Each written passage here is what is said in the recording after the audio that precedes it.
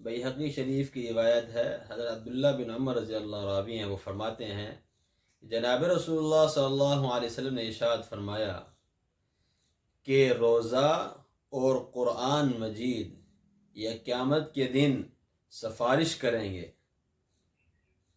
روزہ فرمائے گا کہ اے پروردگار کہ میں نے اس کو دن کے اندر کھانے پینے اور دوسری چیزوں سے یعنی جماع، غیبت اور ان چیزوں سے باز رکھا، آپ میری سفارش قبول کیجئے اور اس سے جنت کے اندر داخل کیجئے۔ قرآن عرض کرے گا یا اللہ کہ میں نے اس کو رات کو سونے سے محروم رکھا کہ یہ رات کو اٹھ کر میری تلاوت کرتا تھا، تو میری سفارش قبول کیجئے اور اس کو جنت کے اندر داخل کیجئے۔ تو اللہ تعالیٰ ان دونوں کی سفارش کو قبول کریں گے، اور اس شخص کو جو دن کو روزہ رکھنے والا اور رات کو قرآن پڑھنے والا ہوگا، اللہ تعالیٰ ان کو جو ہے جنت کے اندر جو ہے وہ داخل فرمائیں گے۔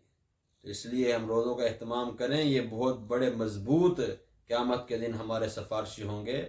جب ان کی سفارش ہو جائے گی تو پھر جو ہے وہ جنت کے اندر جانا یقینی ہو جائے گا۔ اور ایک حدیث پاک کے اندر آتا ہے کہ اللہ کے نبی صلی اللہ علیہ وسلم نے فرمایا کہ یہ قرآن بڑی جھگڑالو کتاب ہے، یعنی قیامت کے دن اللہ تعالیٰ سے یہ جھگڑا کرے گی کہ یا اللہ میرے اس فلاں پڑھنے والے کو جو ہے وہ جنت کے اندر داخل فرما۔